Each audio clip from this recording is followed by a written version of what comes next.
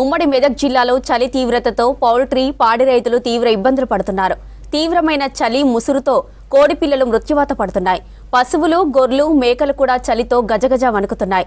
వాటిని కాపాడుకోవడం కోసం ఎన్నో ఇబ్బందులు పడుతున్నామని ఆవేదన వ్యక్తం చేస్తున్నారు పెంపకందారులు.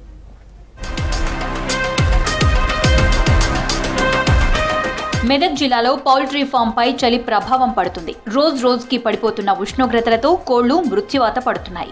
వారం రోజులుగా చలి తీవ్రత పెరిగింది. చలి నుంచి కోళ్లను కాపాడుకునేందుకు నానా తంటాలు పడుతున్నారు పెంపకదారులు.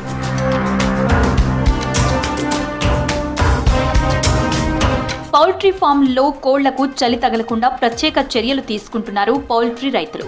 ఉదయం 8 గంటల నుంచి అర్ధరాత్రి 12 గంటల వరకు, తెల్లవారుజామున 3 గంటల నుంచి ఉదయం 6 గంటల వరకు పౌల్ట్రీ ఫారాల దగ్గర గ్యాస్ సిలిండర్లతో, హాలోజన్ బల్బులతో, బొగ్గులతో మంటలు వేస్తూ కోడి పిల్లలను కాపాడుకునే ప్రయత్నం చేస్తున్నారు.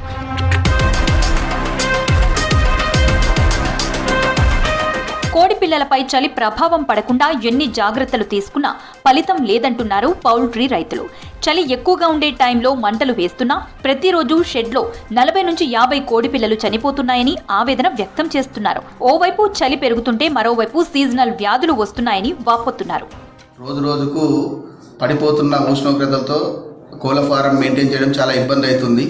రాత్రి 6 గంటలకు బొగ్గులు మరియు సిలిండర్లు, హైలోజన్లు పెట్టినా కానీ కోడి పిల్లలు పెద్ద ఎత్తున మృత్యువాత పడుతుంది. దీనికి కారణం ఏంటంటే చలి తీవ్రత ఎక్కువ ఉండడం వల్లనే ఈ కోడి పిల్లలు చనిపోవడం జరుగుతుంది. అలాగే ఈ గ్యాస్ మరియు బొగ్గులు పెట్టినా కానీ ఈ ఉష్ణోగ్రతను మెయింటైన్ చేయడం చాలా ఇబ్బంది అవుతుంది. 7,500 బ్యాచ్ షెడ్ ఉంది. దీంట్లో 6 గంటల నుంచి 7 గంటల సమయం నుంచి చాలా మంచు వచ్చి చలి తీవ్రత చాలా పెరిగి కోళ్ళు చాలా మృత్యువాత పడుతున్నాయి. రోజు 50 నుంచి 100 కోళ్ళు చనిపోవడం జరుగుతుంది. ఈ కోళ్ళు పెంచలేకపోతున్నాం. పౌల్ట్రీ ఫామ్ తో పాటు ఇతర పాడి రైతులు కూడా చలితో తీవ్ర ఇబ్బందులు పడుతున్నారు. పశువులపై చలి ఎఫెక్ట్ పడకుండా డైరీ ఫామ్ రైతులు, గొర్రెలు, మేకల పెంపకదారులు చర్యలు తీసుకుంటున్నారు. గతంలో కంటే ఈ సీజన్లో అత్యల్ప ఉష్ణోగ్రతలు నమోదవుతున్నాయని చెప్పారు. చలి విపరీతంగా వేస్తుంది. ఇప్పుడు చిన్నపిల్లలు ఉన్నాయి. చిన్నపిల్లల టెంపరేచర్ మెయింటైన్ చేయాలంటే చాలా కష్టం ఉంది. ఒక్కొక్క బెగ్గుల బ్యాగ్ వచ్చేసి 50-30 కిలోల బ్యాగ్కి వచ్చేసి 1000 రూపాయలు తీసుకుంటున్నారు. ఇప్పుడు 200 వాట్స్ బల్బులు 24 బల్బులు పెట్టాలి. 24 బల్బులు 9 రోజులు మెయింటైన్ చేయడానికే ఇంచుమించు కరెంటు బిల్లు 4000 దాకా వస్తుంది. మాకు చాలా ఇబ్బంది అవుతుంది. మొన్న చలి తీవ్రత ఎక్కువ అయిపోవడంతో టెంపరేచర్ చాలా పడిపోయింది. 9-10 డిగ్రీలకు వచ్చేసింది. దాంతో విపరీతంగా కోళ్ళు ఒక 200-300 చచ్చిపోయినాయి. పిల్లలు చాలా లాస్ అవుతుంది.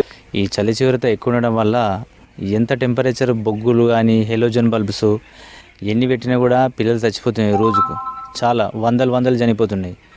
దాని కంపెనీ వాళ్ళేమో దాన్ని రేటు కట్టుకుంటారు, చిక్ కాస్ట్. గవర్నమెంట్ ఏమో సహకారం చేయదు. ఇక దీన్ని ఇంత కష్టపడి పెంచినా కూడా ట్రేడర్లో వచ్చేసేమో వాళ్ళు మైనస్ రేట్ వాళ్ళు అడుగుతారు.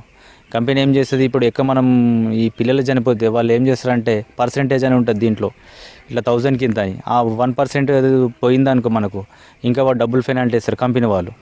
వీళ్ళేమో ఇట్లా ఉంటుంది, వాళ్ళేమో అట్లా ఉంటుంది. ఈ పరిస్థితి వల్ల మేము ఆల్రెడీ 1 ఎకరా భూమి అమ్మేసినాం. ఇప్పటికే ఇప్పుడు పోల్ట్రీ నడిపిస్తున్నాం. దీనివల్ల చాలా నష్టాలు ఉన్నాం.